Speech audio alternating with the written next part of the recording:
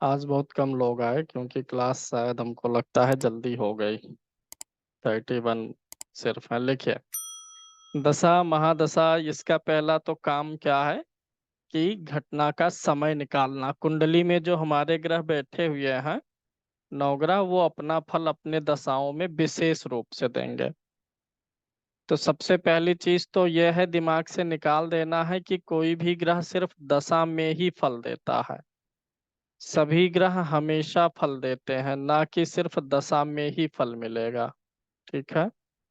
जन्म से लेकर के मृत्यु तक सभी ग्रह हमेशा फल देंगे। अगर आपके सामने किसी की कुंडली आई और उस व्यक्ति को कोई समस्या अभी चल रही है, तो इसका मतलब यह नहीं है कि वह समस्या दशा के कारण से ही है।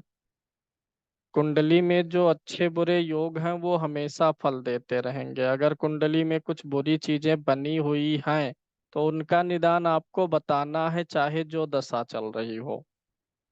दशा में होता क्या है, जैसे मान लीजिए सूर्य की दशा है, तो सूर्य की दशा में सिर्फ ये होगा कि सूर्य कुंडली में जिस भाव में बैठा है उस भाव का फल, सूर्य कुंडली में जिस भाव का स्वामी है उस भाव का फल, सूर्य जहां दृष्टि डाल रहा है उसका फल, सूर्य जिस ग्रह के नक्षत्र में होगा उसका फल थोड़ा ज्यादा मिलने लगेगा।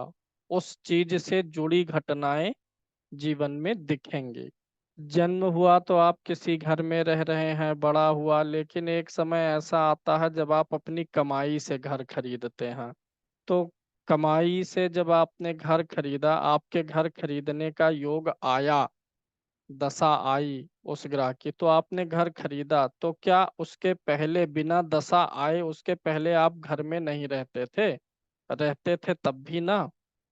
बस उस ग्रह की दशा में कुछ विशेष परिणाम प्राप्त हो जाते हैं। ऐसा नहीं है कि अन्य सारे ग्रह निस्तेज रहेंगे, काम ही नहीं करेंगे, हमेशा वर्क करेंगे। दशा चाहे जिसकी है, अगर कुंडली में कुछ अशुभ है, तो जैसे कर्ज का योग अगर कुंडली में है तो दशा आएगी जाएगी, कर्ज बना रहेगा। किसी बीमारी का योग बन रहा है तो वह जरूरी नहीं है दशा में आएगा, बीमारी हो जाएगी व्यक्ति को। इसी प्रकार से अगर किसी का वैवाहिक जीवन टूटने का योग है तो वो टूटेगा, दशा आए चाहे जाए। इसमें गोचर का भी योगदान होता है, दशा और गोचर दोनों मिला करके घटनाओं का समय निकाला जाता है। एक वीडियो भी मैंने क्लास लिया था, वो भी पड़ा हुआ है रिकॉर्डिंग में, उसको भी देखेंगे। आज हम विषुंतरी दशाओं पे आप लोगों को कुछ चीज क्लियर करेंगे। देखिए, एक तो आप ये जान लीजिए, जैसे सूर्य की महादशा चल रही है तो सूर्य किन चीजों का कारक है?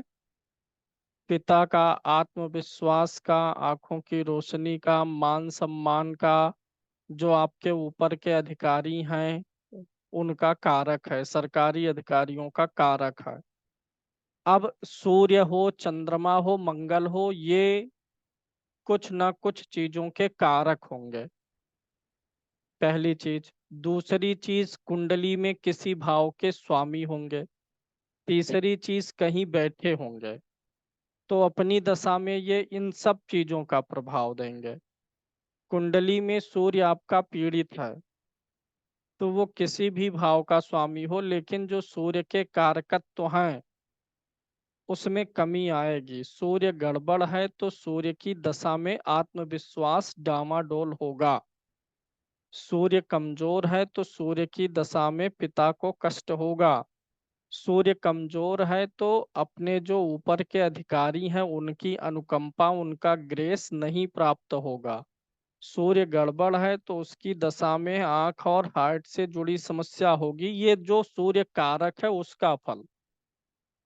फिर सूर्य कुंडली में जिस भाव में बैठा होगा उसका भी फल बिगड़ेगा अगर पीड़ित है। और अगर सूर्य बली है तो इन्हीं सब चीजों का अच्छा फल भी मिलेगा। तो सूर्य हो, चंद्रमा हो, मंगल, बुध है। एक तो अगर सारा सिस्टम कहाँ पे आकर के रुकेगा महेंद्र जी?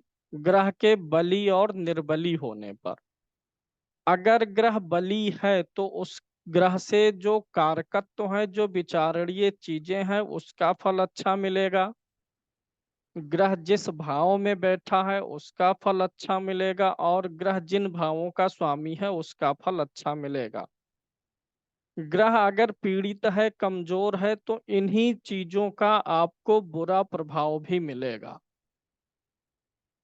अब अच्छे और बुरे में जब हम कुंडली देखेंगे तो यहाँ पर भी थोड़ा अंतर आएगा, बहुत ध्यान से सुनिए। अगर ग्रह पीड़ित है तो पीड़ित मतलब तो कई स्टेप में पीड़ित हो सकता है ग्रह। पीड़ित होने का कोई एक नियम नहीं है। नीच का हो तो भी पीड़ित मानेंगे, नीच का है साथ में अस्त है तो और पीड़ित हुआ, क्रूर ग्रहों के साथ में है तो और पीड़ित हुआ, मृत्यु भाग विष्णु मांस में गया और पीड़ित हुआ, और इस प्रकार से पीड़ित होके 6 8 12 में कहीं गया तो और पीड़ित हुआ। केंद्र में है, त्रिकोण में है तो कम है, 6 8 12 में गया तो और गया। तो ऐसे जजमेंट आपको बनाना पड़ेगा कि भाव में कैसा है, कितने प्रकार से पीड़ित है, कर्तरी वगैरह क्या है उसका, शुभ कर्तरी पाप कर्तरी, उस हिसाब से ही बोलना है।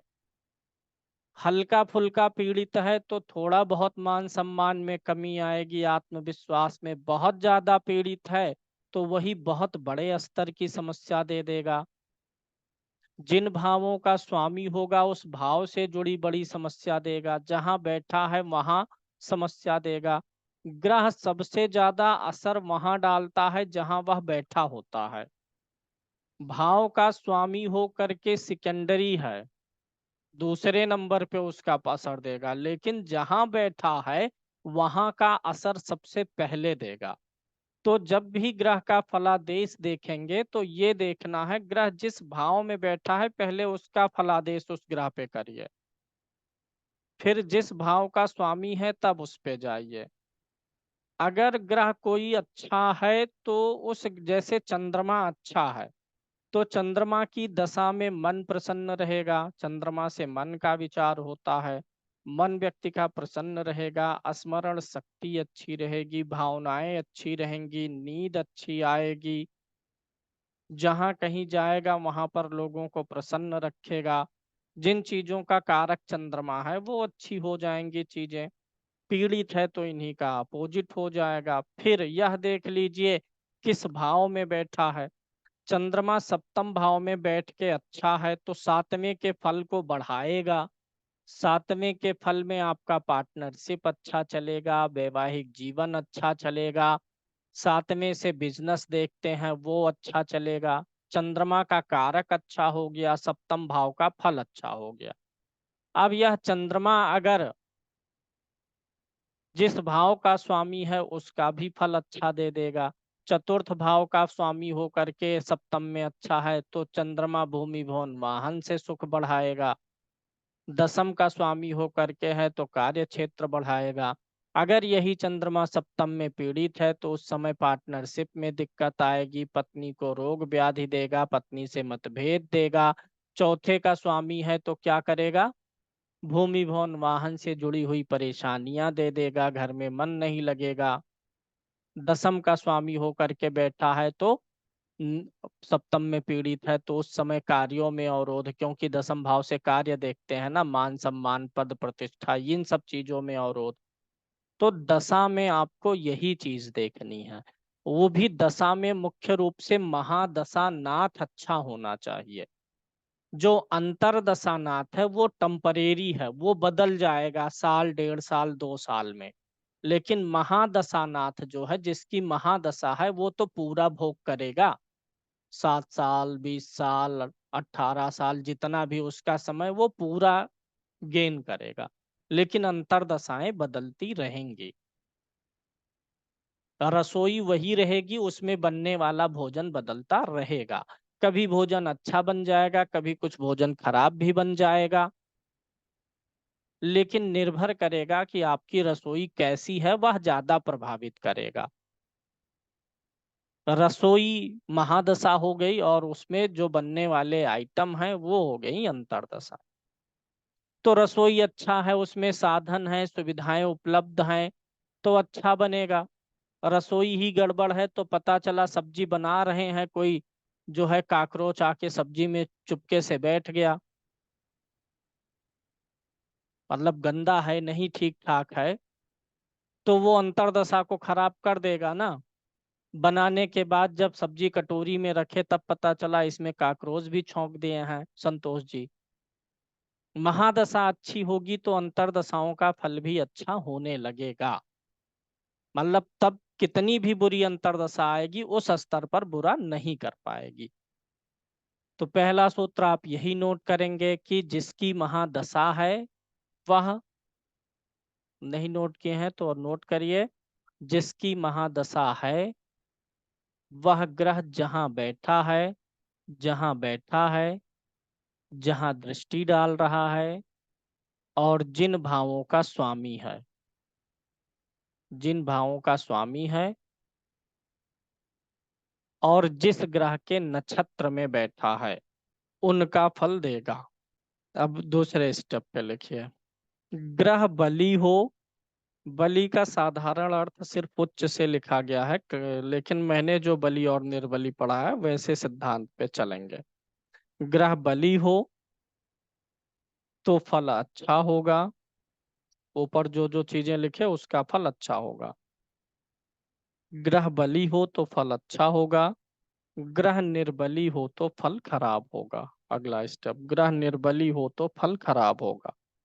अगर ग्रह बली हो और लगन का मित्र हो, ग्रह बली हो और लग्न का मित्र हो तो सारे मनोरथ को सिद्ध करने वाला होगा। जैसे घर लेना, गाड़ी लेना, सेटल होना, ये सब करा देगा। ग्रह बली हो और लगन का मित्र हो। इसी का अपोजिट लिखिए, ग्रह निर्बली हो और लगन का शत्रु हो। ग्रह निर्बली हो के वैसे अशुभ देना है, ऊपर से लगन का शत्रु भी हो गया। ग्रह निर्बली हो और लगन का शत्रु हो तो सभी अभीष्ट फलों का नाश करेगा। सभी अभीष्ट फलों का नाश करेगा। अभीष्ट मतलब जो आप मन में, जो हमारी इच्छाएं अभिलाषाएं हैं उस दशा के दौरान, जैसे कोई अगर बालक है तो उसकी अभिलाषा होगी कि खिलौना मिल जाए, खेल लें, पढ़ाई ना करनी पड़े, स्कूल की छुट्टी हो जाए। युवा होगा तो कैरियर सेट करेगा, कोई बूढ़ा व्यक्ति है तो अपने स्वास्थ्य को लेकर के। तो उस समय की जो भी अभीष्ट इच्छाएं होती हैं उन सबको देगा या हानि करेगा। अगर बली है, लगन का मित्र है तो पूरा करेगा, निर्बली है, लगन का शत्रु है तो हानि करेगा। निर्बली हो और लगन का मित्र हो तो भी कुछ विशेष नहीं देगा। बली तो होना चाहिए लेने के लिए, सिर्फ लगन का मित्र हो जाने से वह आपको कुछ नहीं दे पाएगा जीतू जी। मैं आपका मित्र हो जाऊं तो सिर्फ मैं आपको शब्द दे सकता हूँ, बात दे सकता हूँ, सांत्वना दे सकता हूँ, अगर मैं बलवान नहीं हूँ।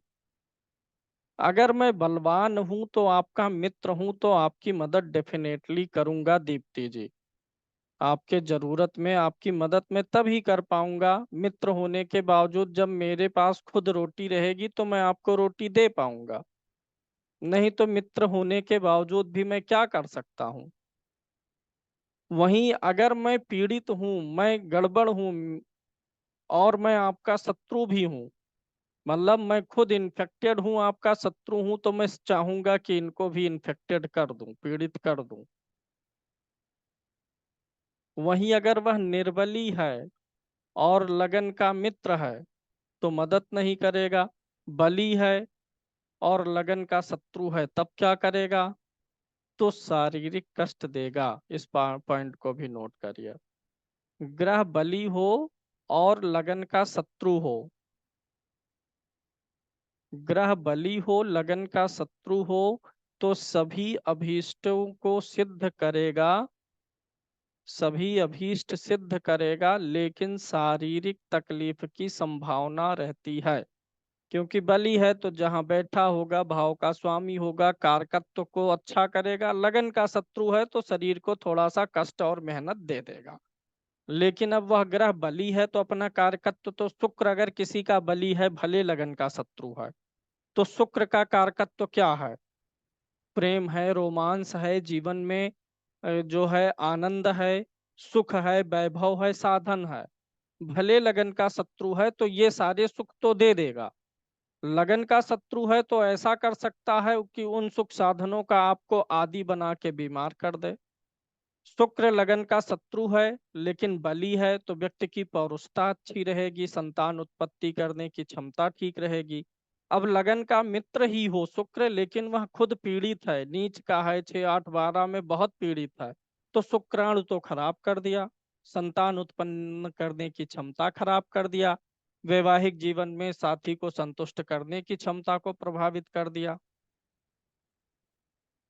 तो पीड़ित हो जाना ज्यादा गड़बड़ है, क्योंकि जब पीड़ित होगा ना तो उसका कारकत्व बिगड़ जाएगा, भाव का स्वामी है वो भी बिगड़ेगा, जहां बैठा उसका फल भी बिगड़ेगा।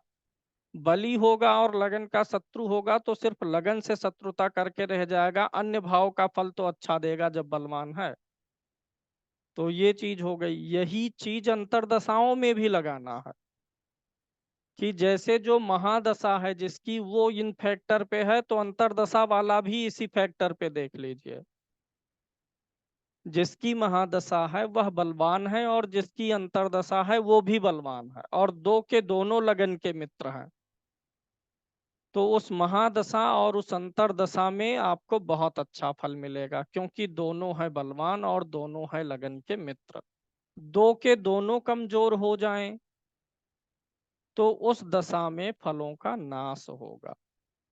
अब अगले पॉइंट पे चलते हैं। ये कॉन्सेप्ट हुआ जिसे आप लोग मेमोराइज करेंगे, अपने हिसाब से देखेंगे। दूसरा कॉन्सेप्ट यह है, जो ग्रह कुंडली में लगन का स्वामी है वह अपनी दशा में लग्न का फल देगा। यानी कहने का मतलब यह है कि जो भी ग्रह कुंडली में जिस भाव का स्वामी है उसका फल देगा। ग्रह कुंडली में जिस भाव का स्वामी है उसका फल देगा।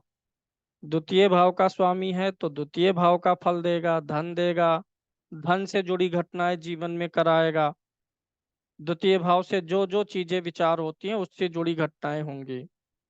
जिस ग्रह की दशा होती है वह ग्रह कुंडली में जिस भाव का स्वामी है, जिस ग्रह की दशा है वह कुंडली में जिस भाव का स्वामी है, उसकी दशा में उसकी दशा में उस भाव से जुड़ी घटनाएं होंगी। उस भाव से जुड़ी घटनाएं होंगी, इसी में आगे बढ़ाएंगे। उस भाव से जुड़ी घटनाएं होंगी। अगर ग्रह बली होगा तो भाव से जुड़ी अच्छी घटनाएं होंगी। अगर ग्रह शुभ होगा यानी बली होगा तो भाव से जुड़ी अच्छी घटनाएं होंगी। और अगर ग्रह पीड़ित होगा तो भाव से जुड़ी नेगेटिव घटनाएं होंगी। भाव से जुड़ी नेगेटिव घटनाएं होंगी। अगला, जिस ग्रह की महादशा है और जिसकी अंतरदशा है, जिस ग्रह की महादशा है और जिसकी अंतरदशा है, अगर वे दोनों ग्रह कुंडली में अगर वे ग्रह कुंडली में एक दूसरे से केंद्र या त्रिकोण में हो, केंद्र या त्रिकोण में हो और बली हो, तो उस दशा में जातक आनंद की प्राप्ति करता है। मतलब उन दोनों ग्रह से जो जो चीजें विचार होती हैं, जिन भाव के स्वामी है जहाँ बैठे हैं उनसे जुड़ी अच्छे फल आएंगे, दृष्टि जहाँ होगी अच्छा फल आएगा। जिसकी महादशा है, अंतरदशा है, वो कुंडली में केंद्र या त्रिकोण में हो। अब इसको और बढ़ा सकते हैं आप, लगन से केंद्र या त्रिकोण में हो वो ग्रह, या फिर एक दूसरे से केंद्र त्रिकोण में हो। कंडीशन होगी कि वे ग्रह लगन से केंद्र त्रिकोण में हो। दूसरा कंडीशन होगा वे ग्रह स्वयं एक दूसरे से केंद्र त्रिकोण में हो और बली हो। अब यहाँ पे हो सकता है कि कभी दोनों शर्तें पूरी हो, कभी एक ही शर्त पूरा हो।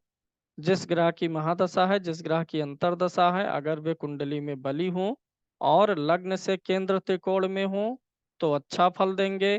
दूसरा सूत्र इसी पर है, जिस ग्रह की महादशा है, जिस ग्रह की अंतर्दशा है, वे परस्पर केंद्र त्रिकोण में हो तो अच्छा फल देंगे। तीसरा, इन्हीं दोनों को ज्वाइंट कर दीजिए कि अगर वे ग्रह लगन से भी केंद्र त्रिकोण में हो और परस्पर भी केंद्र त्रिकोण में हो तो ऐसे महादशा और अंतर्दशा की बात निराली होती है।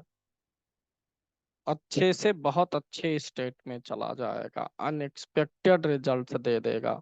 एक जगह से ही केंद्र त्रिकोण में है तो अच्छा है, चाहे लगन से हो चाहे परस्पर हो। अगर दोनों जगह से हो गया, यानी दोनों जगह से तभी होगा जब वह खुद केंद्र या त्रिकोण में स्थित होगा कुंडली में, तभी लगन से पड़ेगा और स्वयं से पड़ेगा। तो बहुत अच्छा है। अगला सूत्र इसी का अपोजिट करेंगे तो हो जाएगा कि ग्रह महादशा और अंतर्दशा नाथ जो है परस्पर एक दूसरे से 6, 8, 12 में बैठे होंगे तो अशुभ प्रभाव देंगे। लिखिए, महादशानाथ और अंतर्दशानाथ, महादशानाथ और अंतर्दशानाथ लग्न से 6, 8, 12 में हो, लग्न से 6, 8, 12 में हो, या परस्पर 6, 8, 12 में हो, या परस्पर 6, 8, 12 में हो तो उनकी दशा में असंतोष की प्राप्ति होती है। उनकी दशा में असंतोष की प्राप्ति होगी। इसी सूत्र को अगले में दोनों को ज्वाइंट करके लिख लीजिए, महादशानाथ और अंतर्दशानाथ लग्न से भी और परस्पर, लग्न से भी और परस्पर भी 6, 8, 12 में हो, लग्न से भी और परस्पर भी 6, 8, 12 में हो तो उस समय अवधि में महा असंतोष होता है। अब वह क्या किस चीज से जुड़ा होगा वो आप देख लेंगे कि किस भाव में बैठे हैं वो लोग, कहाँ दृष्टि डाल रहे हैं, किसके नक्षत्र में बैठे हैं, उस हिसाब से असंतोष पैदा करेंगे। ये तो हो गया विश्लेषण वाला तरीका, ठीक है। दूसरा कुछ सामान्य नियम है। आप ऐसे एक लाइन खींचिए, इधर लिखिए दशा अच्छी जाएगी, इधर लिखिए दशा खराब जाएगी, जैसे बलि निर्बली में लिखे थे। एक लाइन खींचिए, अच्छी दशा का संकेत, उधर लिखिए खराब दशा का संकेत। अच्छी दशा का संकेत, खराब दशा का संकेत। अच्छे में लिखेंगे स्वराशि का ग्रह, स्वराशि का ग्रह। बुरे में क्या हो जाएगा, स्वराशि के बजाय शत्रु राशि, शत्रु राशि का ग्रह। अगले में लिखिए स्वनवांश में स्थित ग्रह, अच्छे वाले में, यानी ग्रह नवमांश कुंडली में अपनी राशि में हो। स्वनवमांश में स्थित ग्रह। खराब वाला क्या हो जाएगा, शत्रु नवमांश में स्थित ग्रह। अब चाहे अलग से लिखिए चाहे जगह हो तो वहीं लिख लीजिए, पिछले में भी ऐसे बताया गया था आपको। जैसे अगर कोई ग्रह मित्र राशि में है, स्व राशि और मित्र राशि दोनों का निगेटिव क्या है, शत्रु राशि ही है। तो अच्छे में लिखिए मित्र राशि, वहीं दोनों साथ में लिख लीजिए, मित्र राशि लिख के ऑब्लिक लगा के लिख लीजिए मित्र नवांश। चाहे मित्र राशि में लगन में स्थित हो, चाहे मित्र राशि में नवमांश में स्थित हो, मित्र राशि बटे नौ, मित्र नवांश में स्थित। इसका अपोजिट लिख लीजिए शत्रु राशि बटे शत्रु नवमांश में स्थित। अच्छे में लिखिए उच्च, उच्च राशि में स्थित। इसके निगेटिव में करिए नीच राशि में स्थित, नीच राशि में स्थित। नेक्स्ट, उच्च नवमांश में स्थित। इसके विपरीत में लिखिए नीच नवमांश में स्थित। अच्छे में लिखिए शुभ कर्तरी में स्थित। अगले में लिखिए पाप कर्तरी में स्थित। अच्छे में लिखिए, दशा महादशा को बता रहा हूँ वंदना जी। अगला लिखिए क्या हो गया, शुभ कर्तरी और पाप कर्तरी हो गया। आगे लिखिए अच्छे में लिखेंगे वर्गोत्तम स्थित। अगले में लिखिए वर्गहीन। अशुभ वाले में लिखिए वर्गहीन। वर्गहीन को मैं थोड़ा सा एक्सप्लेन कर रहा हूँ। वर्गोत्तम तो हम जनरली कहाँ से देख लेते हैं, लग्न कुंडली और नवमांश कुंडली से। वास्तव में सिर्फ यहीं से देखना ही पर्याप्त नहीं है, हमारे पास और भी चक्र होते हैं ना। लग्न कुंडली नवमांश कुंडली में ग्रह सेम राशि में हो तो वर्गोत्तम है। लेकिन अगर मान लीजिए कोई ग्रह नवमांश कुंडली में जिस राशि में है दशमांश कुंडली में भी वही राशि में हो, तो यह ग्रह लग्न और दशमांश में भी वर्गोत्तम माना जाएगा। वह ग्रह आपके कैरियर के लिए अच्छा हो जाएगा। सप्तमांश में सेम राशि में हो लगन और सप्तमांश में, तो सप्तमांश कुंडली के लिए अच्छा हो गया संतोष जी। एक तो लग्न और नवमांश का वर्गोत्तम ये तो फल अच्छा देता ही है आपको,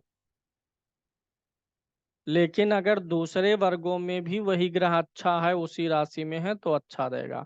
वर्गहीन से तात्पर्य यह हो गया, मान लीजिए लगन में कोई ग्रह अच्छा ही है, सिंह राशि में लगन में है, सिंह राशि में नवमांश कुंडली में है, लेकिन जो हमारे दूसरे वर्ग हैं देशकांड चतुर्थांश सप्तमांश दशमांश द्वादशांश, अगर उन वर्गों में ग्रह ज्यादातर जगहों पर नीच राशि में हो या शत्रु राशि में होगा तो वह नीच वर्ग, वह जो है हीन वर्ग का माना जाएगा। अलग से वही नोट करिए।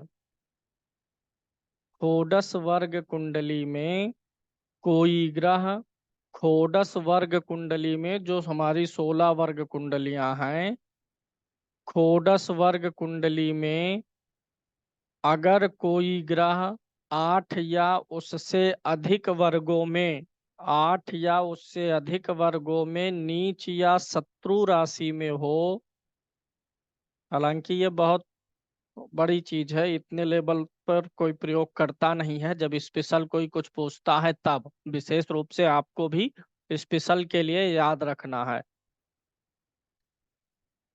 8 या उससे अधिक वर्गों में नीच या शत्रु राशि में होता है तो वह ग्रह वर्ग बल से हीन होता है, वर्ग बल से हीन होता है।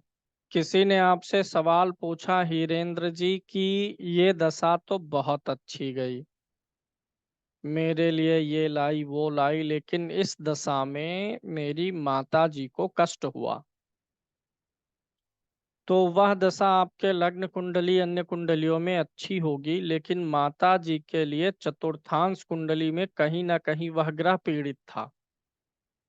दशा आपकी ठीक गई लेकिन नौकरी के लिए गड़बड़ गई है।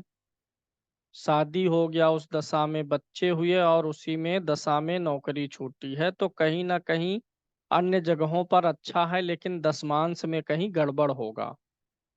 तो इस चीज का प्रयोग ऐसे केसेस में होगा। आगे लिखिए बली वाले में पुष्कर नवमांश में स्थित ग्रह शुभ फल देगा दशा में। पुष्कर नवमांश स्थित ग्रह अच्छा देगा, तो पुष्कर नवमांश का अपोजिट क्या लिख लेंगे, विष नवमांश लिख लीजिए। आदि ऐसे तमाम सारी बातें देखेंगे। शुभ ग्रह के साथ स्थित ग्रह शुभ ग्रह की दृष्टि में अच्छा फल देगा। अगला पॉइंट लिखिए शुभ ग्रह से दृष्ट या युत, शुभ ग्रह से दृष्ट या युत ग्रह अच्छा फल देगा। अपोजिट कर लीजिए, क्रूर ग्रह से युत या दृष्ट अशुभ फल देगा। अब नीचे एक स्पेशल नोट लिखिए, कुंडली में ग्रह कितना ही अच्छा दिख रहा हो,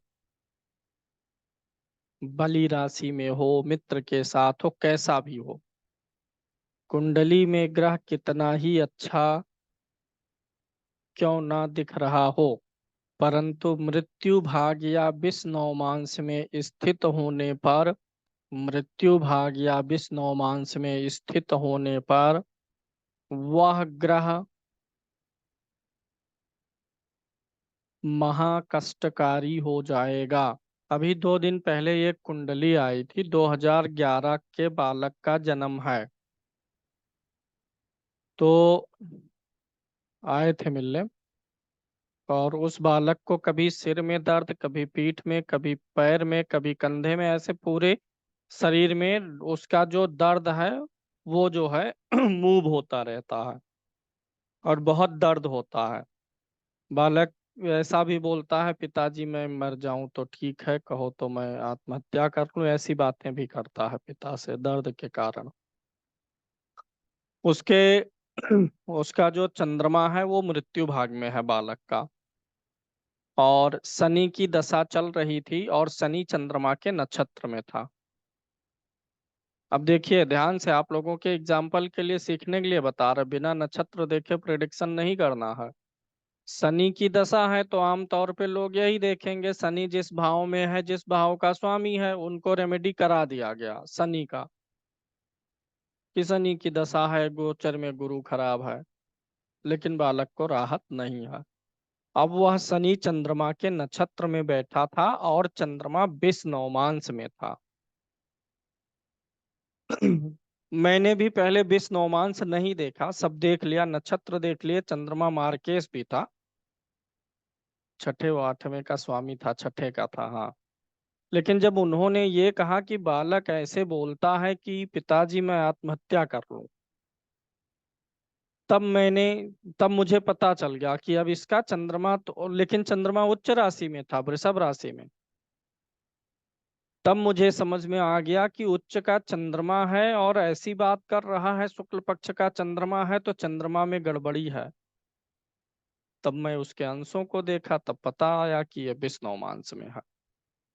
तब चीजें क्लियर हो गई कि शनि भी क्यों इतना बुरा दे रहा है, क्योंकि वह विष्णु मांस में स्थित ग्रह के नक्षत्र में था। तो विष्णु मांस और मृत्यु भाग वाले ग्रह, अगर अधिक ग्रह विष्णु मांस में मिल गए, मृत्यु भाग में मिल गए, दो या उससे अधिक ग्रह मिल गए, तीन मिल गए, तब तो जिंदगी का सत्यानाश है। जब एक बार शुरू होगा जीवन में विपत्ति, तो हमेशा आफत, विपद, विपत्ति, शारीरिक कष्ट ज्यादा देगा, ये नोट रखिएगा। मृत्यु भाग का ग्रह, विष्णु मांस का ग्रह शरीर को ही कष्ट ज्यादा देगा। ऐसे ये कुंडली काफी पहले आई थी, कोलकाता की थी, तो उस बिटिया की जो है शादी नहीं हो रही है, बिटिया का यूट्रस डेवलप नहीं हुआ है, वो जो है चाइल्ड बर्थ नहीं कर सकती है, माँ नहीं बन सकती हैं। तो उनके लिए रिश्ता ढूंढा जा रहा था। आमतौर पे सामान्य बातचीत हुई, महीने 2 महीने तक हुई। फिर 2 महीने बाद, अब चूंकि बहुत सारी चीजें बताई भी तो नहीं जाती हैं, जब उन्होंने ये बताया कि ओवरी डेवलप नहीं हुई है, दिक्कत है, तो अब वहाँ नॉर्मल ग्रहों से काम नहीं चलेगा। जो प्लेसमेंट है उसके जो है, 3 ग्रह जो हैं मृत्यु भाग में है, और उसमें जो बृहस्पति था वो शायद डबल था। मृत्यु भाग कोई एक ग्रह था, मुझे याद नहीं है, वह मृत्यु भाग और विष्णुमांस दोनों एक जगह किसी ग्रह का पड़ता है, वो दोनों पड़ा हुआ था। और बृहस्पति उसमें एक ग्रह था, वो मृत्यु भाग या विष्णुमांस किसमें था पता नहीं, लेकिन उसकी अंतर्दशा चल रही थी। तो ये सब दिखा तो हमको समझ में आया कि इतने ग्रह मृत्यु भाग में है, विष्णुमांस में है, इसीलिए इसकी ओवरी डेवलप नहीं हुई, इसको पीरियड्स नहीं आते। तो ये हमको कारण पता चल गया, लेकिन हम इतने से संतुष्ट हो गए कि हाँ इतना, ये भी एक बड़ा कारण है। आमतौर पे ये हमारे दिमाग में आता है कि जब इतने सारे ग्रह रहेंगे तो बड़ी शारीरिक क्षति करेंगे। 2 महीने बाद उन्होंने फिर कहा कि इसको जो है कैंसर डिटेक्ट हुआ है ओवरी के आसपास में। तो देखिए कई ग्रह होने के नाते पहला डैमेज तो चाइल्ड बर्थ ही होने लायक नहीं छोड़े, ओवरी ही डेवलप नहीं हुई। दूसरा क्या हुआ कि थोड़े दिन बाद वही कैंसर भी उस संग में दे दिया है। कैंसर वगैरह हम नहीं बोले थे, वो सब चीजें देखे हमको लगा कि इतना तो इसको देना ही था, दे दिया। लेकिन ये भी बाद में आया, दशा चूंकि चल रही थी उसी मृत्यु भाग वाले ग्रह की, बृहस्पति की, बृहस्पति उच्च का भी था। तो ये जरूर देख लीजिएगा, कोई भी ग्रह उच्च का है तो उसकी दशा अच्छी जाएगी, सिर्फ इस पैरामीटर पे नहीं जाना है। वर्ग में कितने वर्गों में बली है, हीन है, ये देखिए। और ये कि ये मैंने बहुत सही चीज आपको डीप एनालिसिस के लिए 3 टूल दिए हैं मैंने आपको। मृत्यु भाग, विष नवमांश और नक्षत्र, उग्र और तीक्ष्ण नक्षत्र। ये 3 टूल आपके डीप एनालिसिस के लिए हैं। इसको जरूर देख लीजिएगा, तब आप बहुत अच्छे से कारण समझ पा जाएंगे और जवाब दे पाएंगे। नॉर्मल समस्या होने पर तो आप ऐसे देख लेंगे, ठीक है दशा गड़बड़ है, ग्रह गड़बड़ है। लेकिन जब कोई भी समस्या ऐसी आएगी जो नॉर्मल से अलग है, सर्दी खांसी जुकाम सबको है, लेकिन कोई ऐसी बीमारी आई जो उसको अब तोड़ के रख दिया है, तो उसमें ये चीज अप्लाई कर लेना है। तो ये चीजें हो गई दशा महादशा में। अब एक चीज और दशा महादशा में देखना है, ध्यान दीजिएगा। कुंडली में कुछ भाव जो होते हैं वो एक दूसरे के नेचर से मैच करते हैं संतोष जी। दो भाव जो मैच कर रहे हैं, अगर उनके स्वामियों की महादशा अंतरदशा हो तो फल में वृद्धि होगी। जैसे उदाहरण के लिए, द्वितीय भाव धन का है और एकादश भाव लाभ का है, तो धन भाव के स्वामी में लाभ भाव के स्वामी की अंतरदशा या लाभ में धन भाव के स्वामी की अंतरदशा धन और लाभ से जुड़ी हुई बड़ी घटनाएं देगा। समझिए पहले कॉन्सेप्ट। द्वितीय भाव धन हो गया, 11th हाउस जो हो गया प्राप्तियों का हो गया, मनोकामनाओं की सिद्धि का। द्वितीय भाव भी मजबूत है और एकादश भाव का स्वामी भी मजबूत है, और परस्पर दशा अंतर दशा आई तो धन से जुड़ा बड़ा काम हो जाएगा, अच्छा हो जाएगा। द्वितीय भाव भी कमजोर है, एकादश भाव भी कमजोर है, और दशा अंतर दशा आई तो भी धन से जुड़ी बड़ी घटनाएं होंगी, लेकिन फेवर वाली नहीं होंगी, नुकसान वाली होंगी। संजय जी, द्वितीय एकादश मजबूत तो बड़ी घटना, अच्छी घटना, दोनों के स्वामी पीड़ित कमजोर तो बुरी घटना। अगली चीज, यहाँ पे आप लोग ऐसे नोट भी कर लीजिए, इसको वैसे नोट कर लीजिए, सहधर्मी ग्रह। सहधर्मी, सह मतलब समान धर्म वाले, समान गुण धर्म वाले ग्रह। सहधर्मी में पहला लिखिए धन भाव, उसके सामने लाभ भाव। धन भाव लाभ भाव इनकी परस्पर महादशा अंतरदशा में इन भावों यानी धन से जुड़ी हुई घटनाएं प्रबल रूप से होंगे। दूसरा सहधर्मी कौन सा होगा? तीनों त्रिकोण, लग्न पंचम नवम सहधर्मी है। यानी एक त्रिकोण की दशा हो और दूसरे त्रिकोण की अंतरदशा हो, दोनों अच्छे हैं तो बहुत अच्छा फल, दोनों कमजोर हैं तो बहुत गड़बड़ फल। तीसरे सहधर्मी में कौन से भाव आ जाएंगे? केंद्र। तीसरे सहधर्मी में क्या आ जाएगा? केंद्र। वो सॉरी, हाँ केंद्र हो गया। तीनों त्रिकोण सहधर्मी में, चारों केंद्र सहधर्मी में, धन भाव लाभ भाव सहधर्मी में। नेक्स्ट, त्रिक भाव 6 8 12 साधर्मी में, 6 8 12 साधर्मी में। अब अगर छठे भाव के स्वामी की महादशा हो और 12वें भाव के स्वामी की अंतरदशा हो तो जीवन में बहुत तकलीफें आने वाली हैं। अगर ये ग्रह मजबूत हैं, कुछ पीड़ित नहीं है, तब भी तकलीफ आएगी। लड़के जीतेंगे, पसीना बहाएंगे, जीतेंगे, लेकिन अगर ये दोनों पीड़ित भी हो गए, भाव कोई भी हो, ग्रह पीड़ित ठीक नहीं है, अगर दोनों पीड़ित हैं तो उस दशा में बहुत भयंकर घटनाएं जीवन में होंगी। छठे भाव की महादशा, अष्टम भाव के स्वामी की अंतरदशा, दोनों पीड़ित तो भगवान बचाएं। तो ये साधर्मिता हो गया। और एक होता है त्रिसडाय, ये 6 8 12 क्या होता है? त्रिक होता है। एक होता है त्रिसडाय। त्रिसडाय में तीसरा भाव शामिल हो जाएगा, 3 6 11, इनमें साधर्मिता है। 3 6 11 किस चीज को रिप्रेजेंट करेंगे? कंपटीशन को रिप्रेजेंट करेंगे। इस दशा में कंपटीशन आपका बढ़ जाएगा, शारीरिक और मानसिक परिश्रम आपका बढ़ेगा। एक की महादशा एक की अंतरदशा हो तो मेहनत जबरदस्त करना पड़ेगा। नेक्स्ट, साधर्मिता मारक। मारक में भी तो साधर्मिता होगी। दो ग्रह आपके मारक निकल के आएंगे, एक मारक की महादशा हो, एक मारक की अंतर्दशा हो। मारक का निर्धारण जो प्रबल मारक है वो उसी विधि से करेंगे। किस विधि से? 2 3 6 7 8 11 12 में से जो ग्रह दो भावों का स्वामी होगा। बताया हूं ना, 12 लगन में, हर लगन में बताया था। अब अकल के दुश्मन बन गए होंगे आप लोग तो नहीं समझ पाएंगे। तो अगर कोई ग्रह प्रबल मारक है, उसकी महादशा और उसी में उसकी अंतर्दशा है, तो शारीरिक कष्ट बोलिए। और अगर वे दोनों के दोनों ग्रह पीड़ित हुए हैं, पीड़ित होने पर कोई भी भाव है, महादशानाथ अंतर्दशानाथ दोनों पीड़ित हैं, तब उस फल का सत्यानाश बोलना है, नहीं तो सिर्फ नॉर्मल कष्ट चलेगा। अब एक दूसरा सूत्र लिख लीजिए, स्पेशल है, इसमें मिलता ही है फल। द्वितीय भाव के स्वामी और द्वादश भाव के स्वामी की परस्पर महादशा अंतर्दशा, कोई भी स्वामी हो, द्वितीयेश और द्वादशेश की महादशा अंतर्दशा, किसी एक की महादशा हो, किसी एक की अंतर्दशा हो, तो उस दशा में शारीरिक कष्ट प्राप्त होता ही होता है। बलि निर्बली से मतलब नहीं है। बलि होगा बच जाएंगे, निर्बली होगा तो बचेंगे कि नहीं, या दूसरे ग्रहों मतलब तकलीफ ज्यादा हो जाएगी।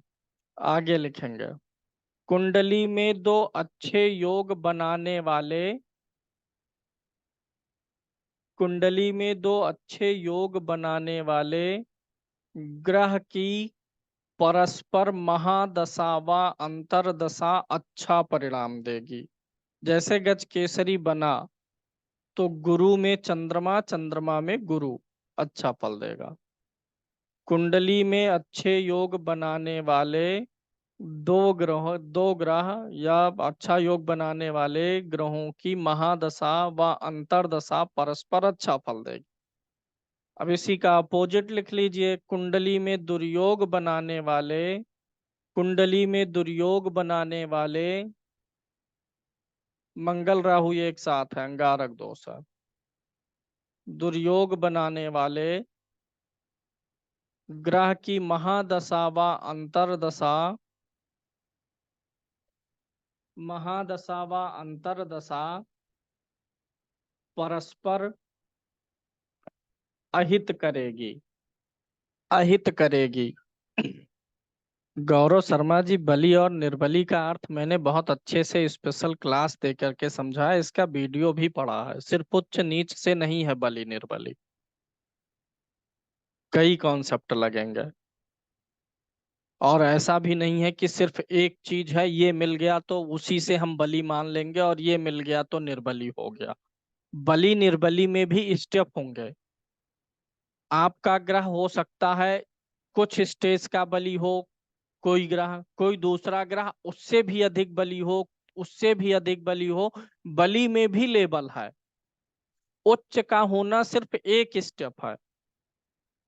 अब मान लीजिए वही ग्रह जो उच्च का है वही पुष्कर नवमांश में भी है, तो अब उसका बलि होना ज्यादा सु- अच्छा हो गया। वही ग्रह शुभ कर्तरी में है तो और स्टेप बढ़ गया। बलि का जो मैंने आपको कॉन्सेप्ट, देखिए सबके पढ़ाने का अपना अलग तरीका होता है।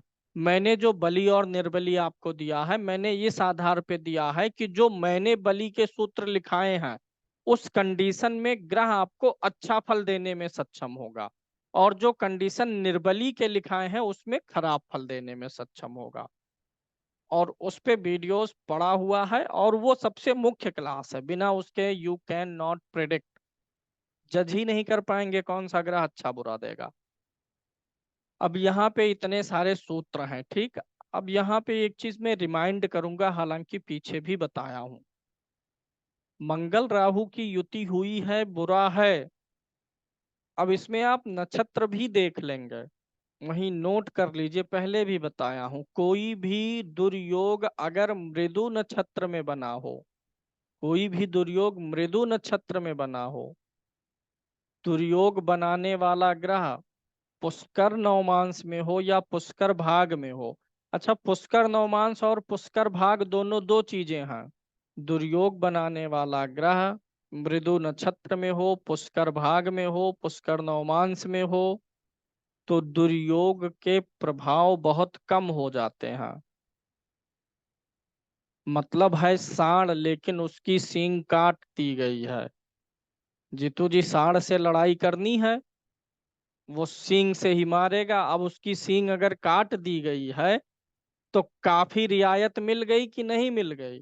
आज का क्लास इतना ही था, अब मुझे अगले क्लास के लिए प्रस्थान करना है। उम्मीद है आज का क्लास आपको बेहतर लगा होगा, समझ में आया होगा।